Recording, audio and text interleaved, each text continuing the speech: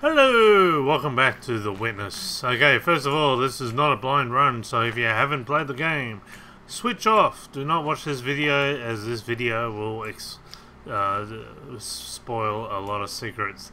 If you have been following this and you're interested to learn more about the wonderful intricacies that Jonathan Blow has put into the game, then go get yourself a coffee, because you're going to need it.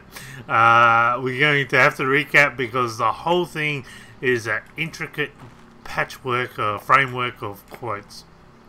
Okay, so quickly, we were talking last time about a pandeism. I don't know if it's pandai or pandi. I wanted to say pandi because I'd like to go to a convention of a lot of pandeists and just say, hey, I'm hanging out with a bunch of pandies. I don't know. It's just, what a name. Anyway, basically they believe that God, there was a God, there was an intelligent designer at one point, and at some point he went, he literally just blew himself up. He sacrificed himself and became the universe, and created all the laws that we have.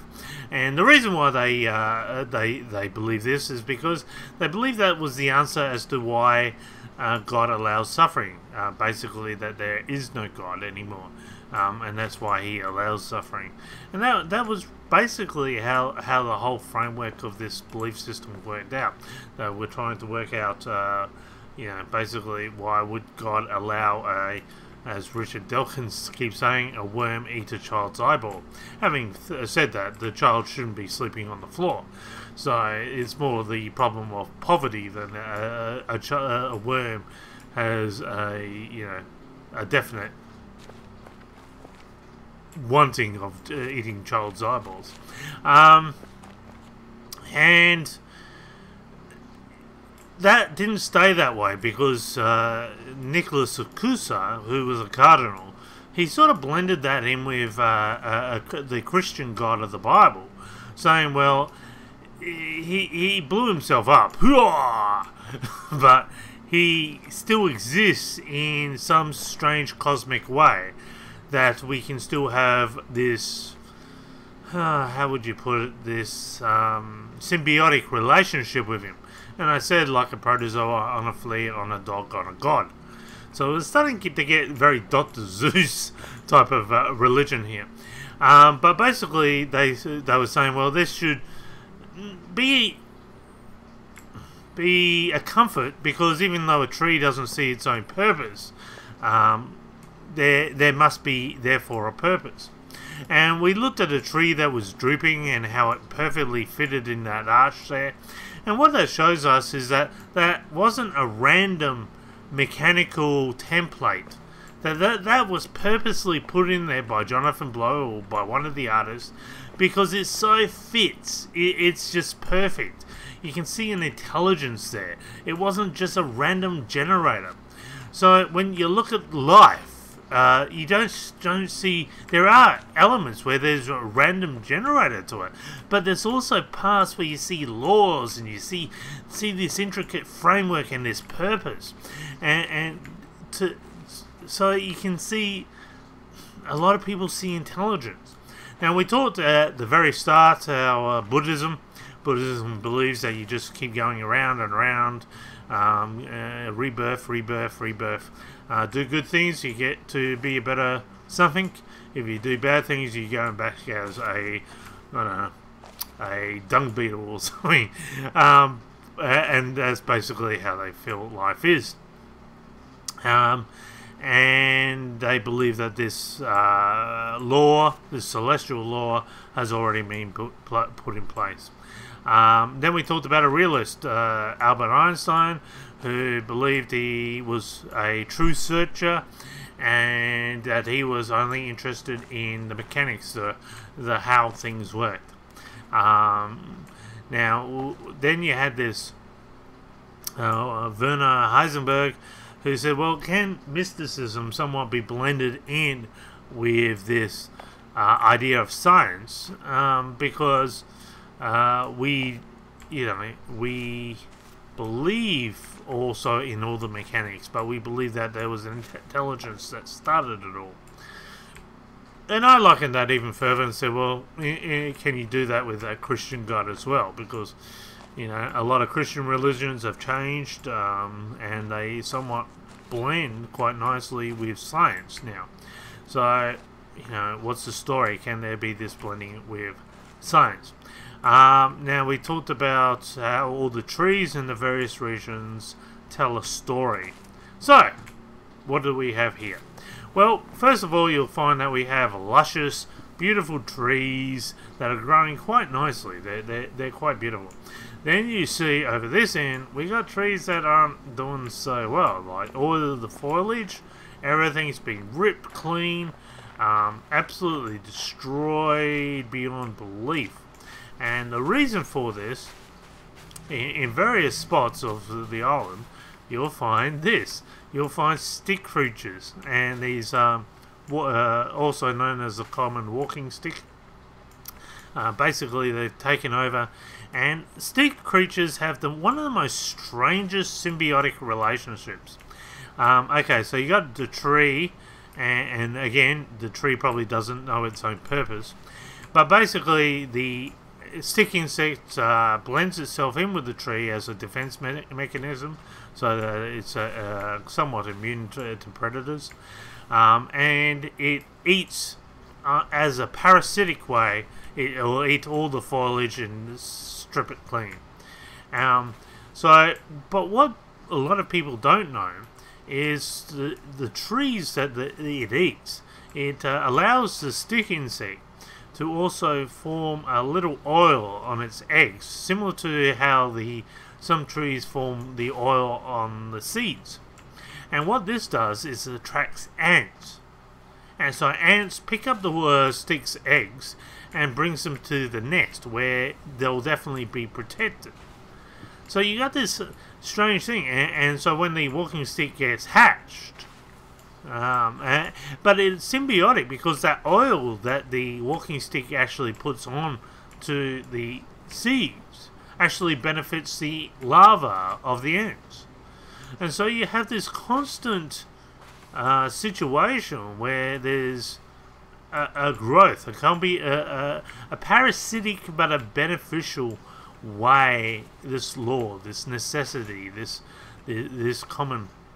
And what we're going to do now is we're going to look at people that used to worship the sun. So all around the world you've got, you know, ancient religions. They all had temples that basically looked at the mechanics of the sun. They were worshippers of the mechanics of the sun. So much so, bizarrely so. Like, and for good reason, because if they planted their crops too early, you know, the crops would be frostbitten most of the time. If they planted the crops too late, they just wouldn't grow. They wouldn't ripen in time. So the necessity of people required them to look at the mechanics of the environment, the mechanics of the celestial bodies, the mechanics of the sun. And here we're going to play one quote from Albert Einstein, and he talks about the blending of religion as well with science, and it's a yes and a no from him, and we'll talk about that in quite some detail. But before that, we're going to just get rid of some of these environmental puzzles that are hanging around the place. So if you come here, I think you've got this puzzle here. So again, we contact JB in the sky, and we follow this around, and that will go to the desert obelisk, which is right there. Hello! And we thank JB in the sky for parasitic walking sticks. Yay! Okay. Hey, there's a little snaky pattern, and that's the only one there, really. So let's have a look at some of the others. So let's go down. They're all over. Environmental puzzles are all over here. They're just everywhere. I've already activated the laser. I've activated the various puzzles. So if you come here, you'll notice that there's a big ta-da. But if I was to go down here, I'm just blocked straight away. Same. Oh, not here though. See?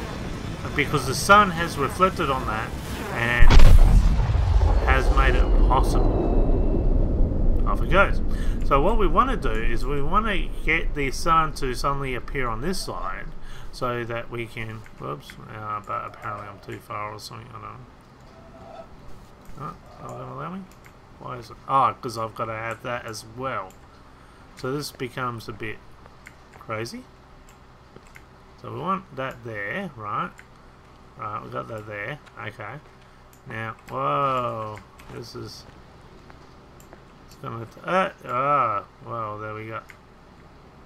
Okay.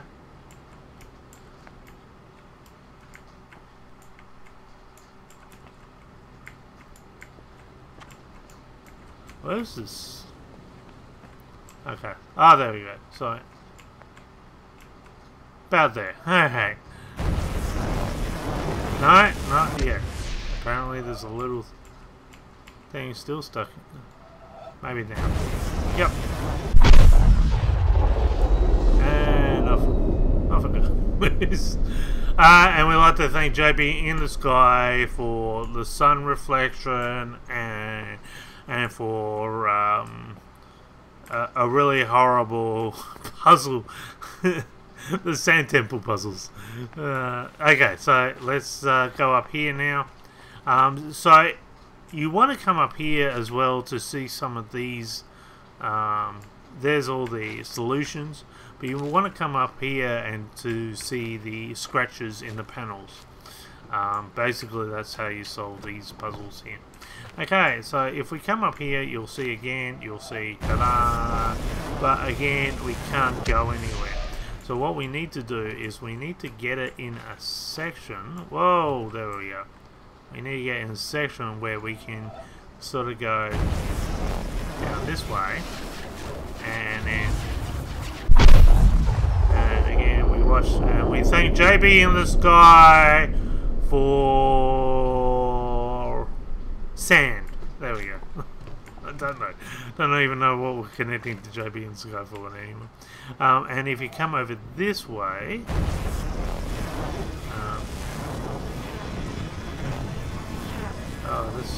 there we go. Again, we've got to go that way.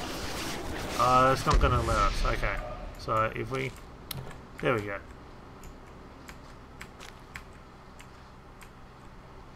There we go. That does. So if we go now down here,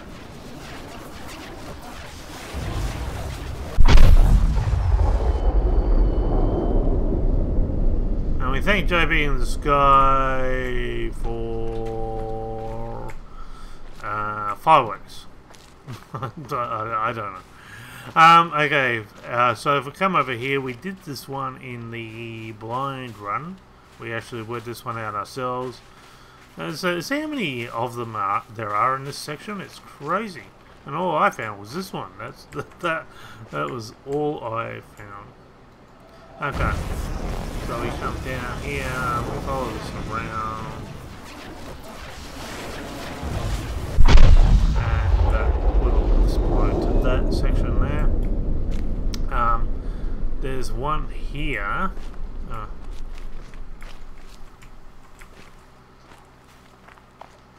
There's one here that this area, this and this, becomes a circle when you're out on the boat. But I'll do that one later.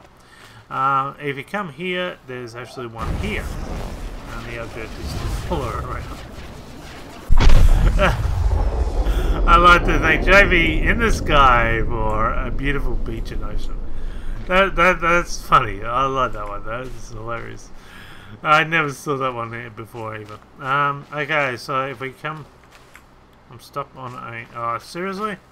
Don't tell me I have to go back. Seriously? Oh, I was going to say. So if we come over here...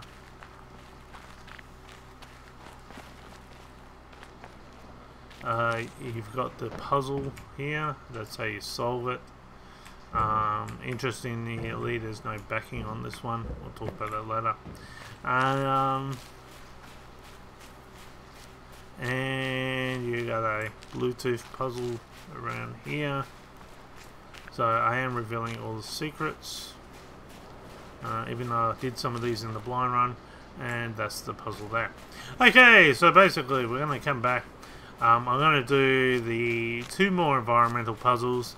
Then we're going to play the quote from Albert Einstein. We're going to let him waffle on for a little bit.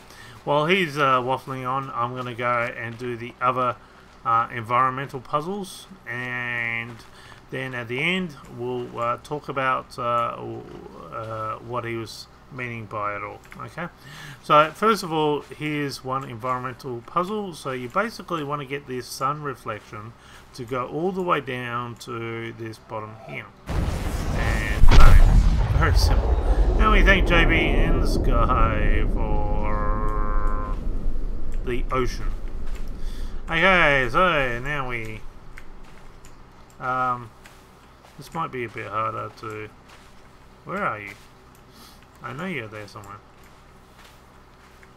Okay, so that goes there, but now we want it to go... there we go. So we got to come back a little bit. Well, no, we want to... Well, that's looking pretty good. A bit more over there, and... Oh, I think that might be allowed. So if we go there and split this way. And we thank JB in the sky for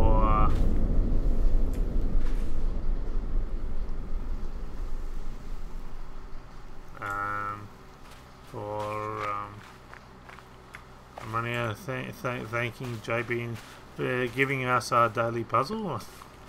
Something very, very, very Christian there.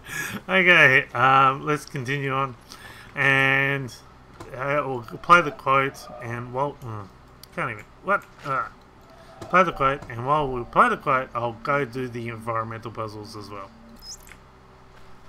I maintain that the cosmic religious feeling is the strongest and noblest motive for scientific research. Only those who realize the immense efforts and, above all, the devotion without which pioneer work in theoretical science cannot be achieved are able to grasp the strength of the emotion out of which alone such work, remote as it is from the immediate realities of life, can issue.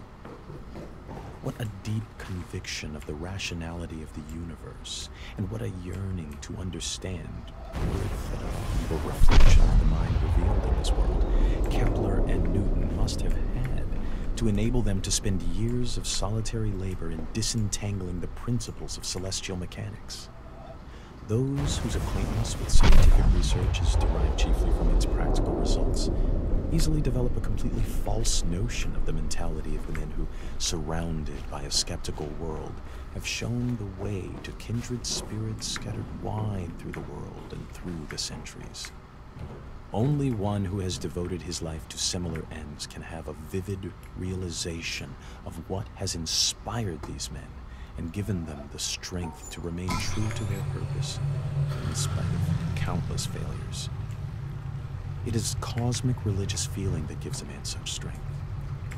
A contemporary has said, not unjustly, that in this materialistic age of ours, the serious scientific workers are the only profoundly religious people. Oh. Albert Einstein, 1930. Those are fighting words, I tell you. And I'm going to tiptoe around a lot of things on this one because it gets somewhat controversial. You'll notice here, but it eventually fades in and we can't do anything. So what we want to do is we want to drop this, and hopefully I'm able to do this right. And when it turns into a circle,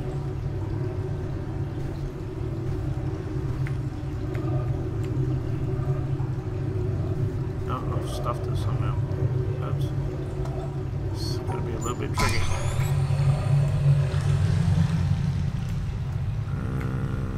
Where do we go?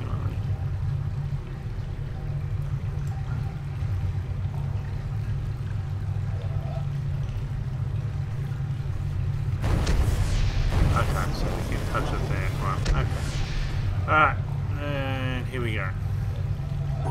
So I'm trying to concentrate on this and speak at the same time, which doesn't always work. Here we go.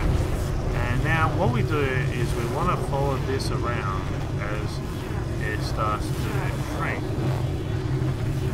And you just want to keep following.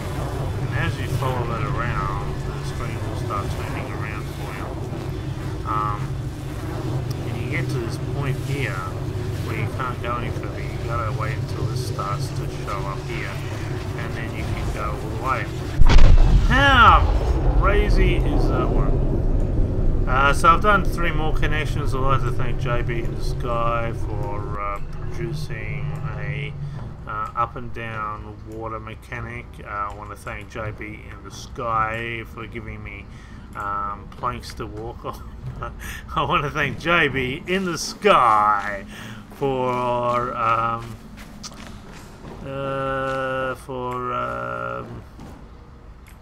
giving me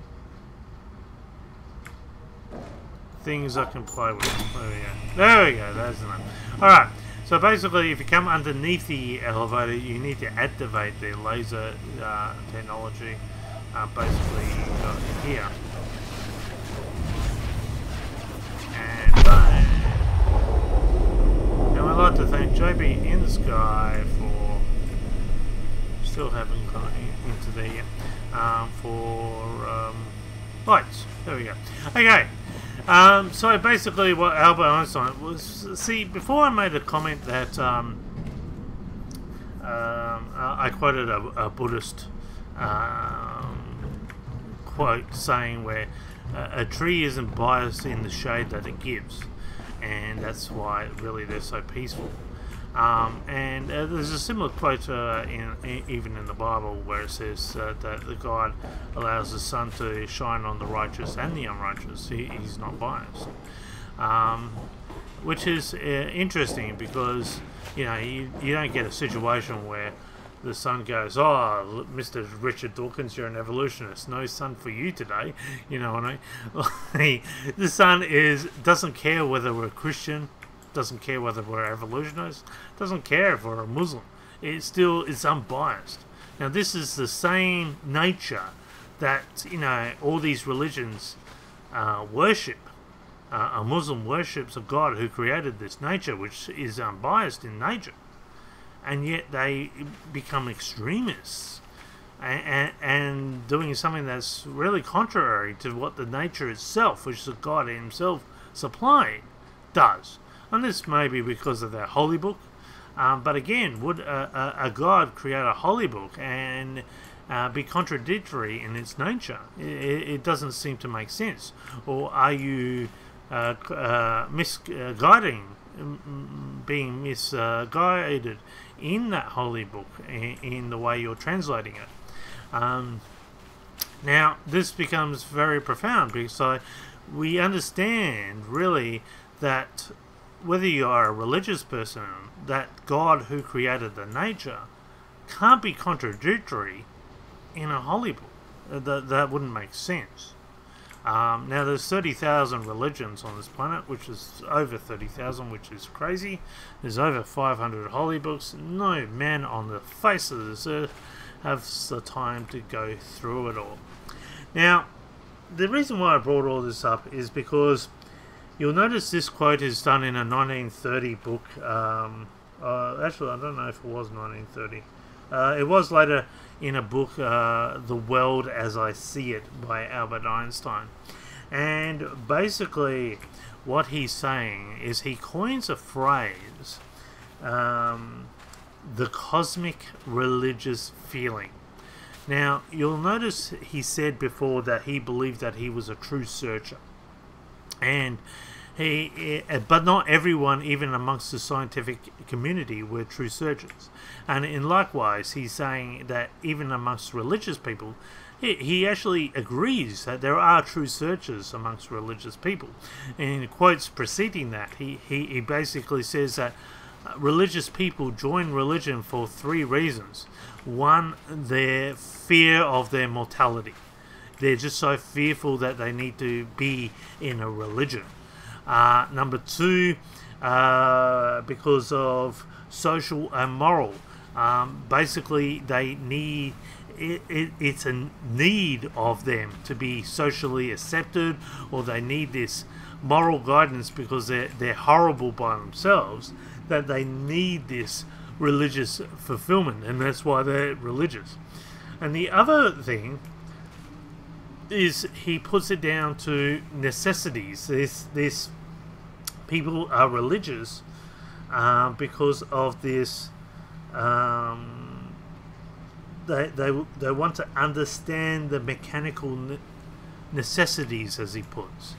That they want to understand nature, even amongst religious people, and some religious people are actually true searchers. In the fact of, even though they might fear and they have other issues, so social and moral, he believes that they are searching this universal law of causation, and this law that's already been put in place that is independent of being interfered with from a god or from others, this cause of events. And that religious people use this to try and get to understand the designer or the reason or the use behind it. And he does similar in the fact that he's not interested in the theology or the ideas of religious. One of his quotes is saying that he does not believe in an afterlife. He believes that's just the egotism of mortality, and that's how he blatantly put it. So he wasn't a religious person himself, but he did have a cosmic religious feeling that he wanted to understand the universal law of causation. And this made him profoundly religious, because when confronted by the constant skepticism of those that were judging him because he did not adhere to the exact morality that a lot of Christian religions adhered, and again, even countless failures in trying to understand one of the most complicated systems, this law of causation, this necessity, that you actually have to have a religious love, you have to have a religious fervor to continue through those things. And so he said that him, as well as a couple others he mentions by name, were actually profoundly religious people, because they're trying to understand what is going on, the mechanics, and if, forbid, there's something behind that, to understand what or who or how or anything behind that. And in that way, there is a blending of science and somewhat religious people. But in no because the people that were judging him, and he made this statement that he found it unjust that religious people judged him for being a scientific man, based on a morality which he says, which often goes against nature's necessity. So if you're starving and you need something, how can you be judged on that when it's a necessity? And he found that to be an unjust method. So here we have a full circle of, can this mysticism and this scientific, can we blend? Is there a blending? And Albert Einstein said yes. If you understand that we are trying to understand the law of causation without interference, but we are not kept or hindered by a morality law, that is invented by various religions, which he says does not exist, and in some cases quite contrary in what you find in nature. For instance, and this is where I came down to this law on Buddhism. Buddhism says, well, you know, you go down to a lesser form. You'll, if you do bad things in this life, you might become a crocodile in the next life. And I'm saying, well, how do you become a good crocodile or bad crocodile? And Albert Einstein is saying, well, you can't be judged on the morality laws that you have as a human. You would need a different set of morality laws, unbeknown to us. So this makes it very interesting, but it also pictures God in this concept of God or an intelligent designer in a most confusing light, because he's basically, even though we see purpose, we see intention, we see design, we see contradiction, we see suffering. And again, it comes back to that pandeism, that pandeist. Is God dead? Does God exist? Is he just a law?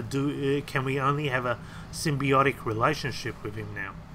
And this has been the case since day dot, that these people, these religious people that were first, the earliest ancestors that were worshipping the literal universal law of causation, they were trying to understand it the best way they knew how. Albert Einstein is as religious as those people. So why should he be judged? Well, that's quite a profound statement. Well, I'm going to leave it there, guys. I hope you enjoyed it. Join us next time as, I don't know. Actually, we've got to go to the quarry, but we'll have to go through the wood area. So we'll go through the wood area next time, and we'll talk about all the wonderful things. And there's quite a lot, I know, in this area here. Until then, bye for now.